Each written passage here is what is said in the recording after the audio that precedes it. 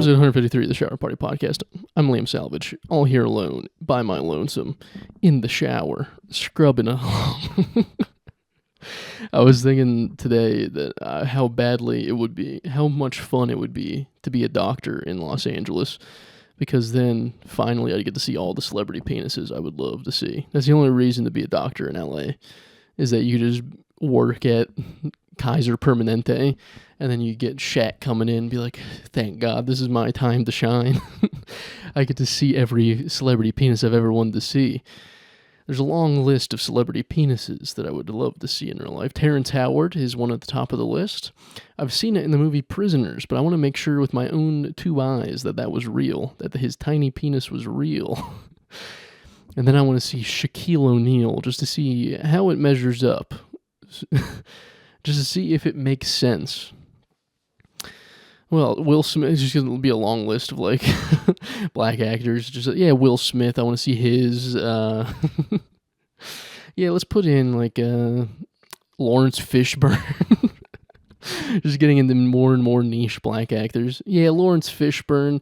I wanted to see him in the 90s, you know, pre-Matrix, when he was a little bit more shy. I want to see Lawrence Fishburne's shy penis before he graduated to being very confident in himself, before he was in the John Wick trilogy. And until after Matrix, Lawrence Fishburne did start just playing the same character over and over. Just like a guy that has information. I mean, that's all he played. John Wick, probably was in The Equalizer. He plays a guy that, like, you go to, and he's like, so, you want to kill the Russians. So, you want to know what to do next. That's all Lawrence Fishburne does. I mean, it's either be a guy in movies that does that, or you just get a recurring role on NCIS, and you're just a guy that, like, you just solve a different terrorism crime every week. NCIS might be the worst daytime, or like the, you know, CBS show to have, because every week it's just like, how can we make a terrorist and they don't expect it? How can we make this terrorist seem Muslim, but in the end he's white? It's the same with, like, Law and Order SVU. It's like, how can we make this man assault a woman in a creative way? The worst part about, like, Law & Order SVU is that they just pull from headlines. So imagine you go through, like, the worst experience of your life, and then one day you're watching daytime television, you're just folding laundry, having a good time, and then you're like, oh, fuck.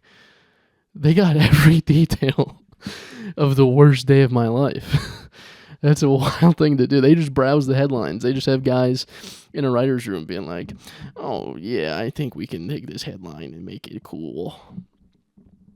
I think we can make the bald guy aggressive towards this pedophile from this news headline. The worst day of your life is forever played on rerun, on TV Land, on daytime CBS, on TBS, on FX. It's just constant reruns. There's so much syndication money off of the worst day of your life. So yeah, I want to be a doctor now. I think I'm going to make a career change. The podcast is ending. I have to go to med school. I got to take the MCATs. Got to see what doctor I can. I'm going to be a urologist in Los Angeles, California, Beverly Hills. Everybody send out referrals now, because here in about 8 years, I'm going to be seeing every celebrity penis. It's my 8-year plan to see all the celebrity penises. You know, they got the plastic surgeons that see all the women. Like, they're the best at boob jobs. So, like, that doctor does all of that. I don't want to be a perv. I just want to see some dong. Speaking of LA, we got the ice raids going on. A lot of stuff going on downtown. A lot of stuff that makes your dad call you from the middle of America when you're living in Los Angeles, being like, hey, you should stay away from downtown. A lot of stuff happening. But I've always heard the term, fight ice with ice. Why don't we just go to the ICE officer's home, tear gas them at their own home. Fight fire with fire. Confuse them. Go into their home speaking German, Gestapo style. Just high stepping into their home. tear gas them. Fight fire with fire. It is very fun to, if you do have a dad that's like, what's going on right now? It's very fun to be like, yeah, they're burning down cars. We're allowed to do that. We're taxpayers. We own those cars. Because nothing more like a conservative dad loves is to say like, hey, we pay for their salary. The best thing you can do is just be like, technically we own those cars. That police car, that was my income tax right there. I'm allowed to burn that car. I'm allowed to throw a bird scooter into the window of a car. A lot of people get angry with their parents. So like Thanksgiving dinner, they bring up politics. It's so easy to deflect political conversation if you just make jokes. If you just be like, if someone starts talking about Elon, just be like, yeah, he's gay, remember? Just started doing some cool stuff. Just be like, yeah, remember when Elon sucked a little boy's penis on Epstein Island? It's not even a joke. It's just the funniest part about Trump and Elon breaking up, and like Elon immediately being like, well, he went to Pedophile Island, as if we didn't all assume he also went to Pedophile Island. It's like pointing at your friend when you got caught smoking weed by your parents and be like, well, he was smoking weed too. What was I supposed to do? And then your parents are like, well, if all of your friends jumped off a bridge, would you also fuck a kid? Yeah. Another thing that Elon tried to threaten was like, well, I'm going to take all the rockets away. None of us cared about the rockets. I don't think Democrats or Republicans cared about going to Mars. I don't think it's at the top of anyone. If you go on InfoWars right now and you take their daily poll on what's affecting Americans the most, the answer isn't going to be Elon taking away his rockets, which are definitely putting chemtrails out. I mean, both sides could very easily have conspiracy theories about Elon Musk. You got Epstein Island, you got chemtrails in the sky. I mean, you got people taking money from the government. I don't think anyone is truly happy with Elon Musk.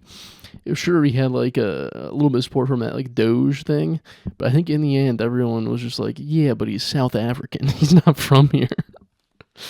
Yeah, but he's the immigrant that we want to get out. There's African in his name. He's not allowed to be here. Everyone, I guess, is so excited for everyone saying go back to Africa to Elon. Everyone would love that. If everyone started that chant. Republicans just always wanted to say it. Democrats are just like, finally, it's our turn. We get to say some cool stuff now. Escaping apartheid South Africa as a child to accidentally maybe be part of the cause of the ICE raids in California is a very funny transition. Who would have thought? In other news, Iran extended a ban on walking dogs for public safety. So a lot of shit inside of homes right now. Although the dogs are allowed to drive if they're a male dog. So that there is a loophole. Male dogs can still drive, but the bitches stay at home. All the female dogs have to cover their face and they're not allowed to read. They're not allowed to teach female dogs in Iran to touch the buttons to ask for a treat. That's not allowed. The rough part about being a female dog trying to learn how to push the buttons in Iran is that if you get caught, they throw a bunch of tennis balls at your face until you die. I gotta move homes again. I'm moving from here to moving to a 550 square foot studio apartment. The fun part about moving is that you have to schedule breaks for your girlfriend. You gotta give them breaks. They have a lot of pointing to do. They have a lot of being like, pick that up, and then you have to schedule a 15-minute break. That's what you have to do it. If you want to make it through, you gotta schedule bologna sandwich breaks. That's for me. The fun thing about moving into a studio apartment is that you then have to basically half move into your parents' home because you have to send all of the shit that you accrued that doesn't fit into a 550 square foot apartment back to your parents. You have to be like, hey, can you actually home this for us for a little bit? We're not buying a storage unit. We're going to send this shit back to you. You have to deal with it. You have to deal with my childhood Spider-Man blanket being in your home now. I don't want that in my apartment taking up space. I have to send my penis and balls back to you at home. I don't have room for my gigantic penis in my new studio apartment. You have to home it. You have to polish it every day. Being in a studio apartment is kind of like being like a caged chicken. Only enough room to like you have like your bed area and then you have your living area. So you just walk back and forth trying to lay an egg trying to have sex with your girlfriend, but you can't get comfortable enough to like go in either of the rooms. So you have to be in a weird position. It's we're not free range chickens. Free range chickens are the people that live in like mansions. They have places to move, places to have sex. We have to have unfertilized eggs everywhere. No room for the sexual relations.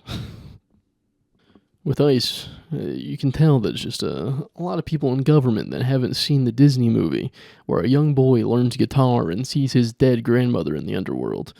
A lot of people haven't seen that movie to be able to understand the plight of Mexican children in America, having to learn guitar to see your skeleton grandmother.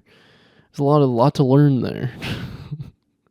The Black Lives Matter movement was sponsored by Pepsi, via Kendall Jenner giving a cop a Pepsi. This one will be sponsored by Horchata. They're going to cross enemy lines and give a cop a Horchata, and he's going to be like, damn, iced coffee? They had this the whole time? They are white. They have iced coffee. The whole time they had this. Who would have thought? And it's mostly milk? Is it perfect for our palates? As a police officer, we're going to start eating tamales and horchata in the morning instead of our coffee and donuts.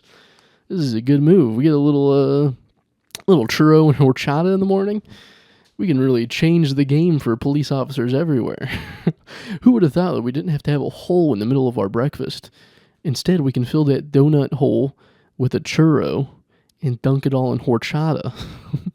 Little Topo Chico to go for lunch.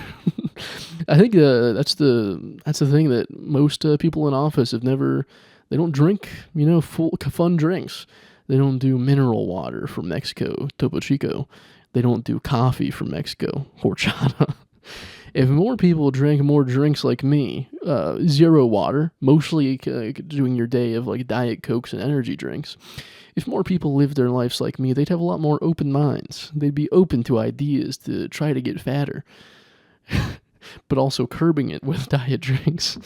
That might be the issue, actually. They don't have a diet, like all of the cool stuff at Sam's Club is like real Mexican Coca-Cola, which just means it has more sugar in it. All of the people drinking Diet Coke like me don't get to taste the goodness. So it's just fat people everywhere being like, Mexicans had it right the whole time. But skinny dudes that are in the police force, they're not drinking this cool stuff. J-Lo is going to cross enemy lines and hand them a taco, burrito, and horchata. The rough part is all the guys that are selling roses on the side of the road. What are they going to... They're definitely going to get picked up immediately. Is going to be a guy in a police cruiser driving around being like, oh shit, today's Valentine's Day and I didn't plan anything. I guess I could knock this out 2 for 1. I could confiscate 30 roses and also send this guy back to Mexico. Those guys are probably having it rough because they're on the street. They're being like, hey, please buy this so I can afford a green card eventually. Instead, they just get like, hey, I need 30 roses and get in the back. Get back here. Don't run away. All those guys selling corn and fruit on the side of the road. What are you gonna do when you have a little snack? You feel a little snacky as a police officer. You go up. You're like, hey, can I get a little bit of mango? Hold the spicy stuff. And so you just get a cup of mango, and then you get it for free. I think that's the real incentive for the police officers in California. Is I can get all this free food and flowers. And eventually drinks when the NFL sponsors J-Lo to hand us horchata at a picket line. And all the cars that are burning, who is going to fix those guys? Who is going to fix those cars from they're burnt beyond recognition status? It's going to be Mexican dudes. They're going to be underneath the car fixing it up. Pit My Ride style. They're gonna take all these burnt cop cars and they're gonna put in a fish tank and the plasma plasma screen. This is all gonna work out, guys. Everyone's gonna go back home. Everyone's gonna have a good time. We're just gonna get a few new seasons of Pit My Ride, a cool new, fun new drinks that everyone loves. I see a good end to this. Everyone's gonna go back home. We're not going to care about this anymore. They're just going to be like, thank God we got this iced coffee and cool rides to get sex offenders in the back of our cars. We now have plasma screen TVs and fish tanks in our cop cars. Everyone's going to want to be arrested now. Thanks, guys. This is a amicable solution. We can put flames on the side of the police cars. Who wouldn't want to get picked up in that?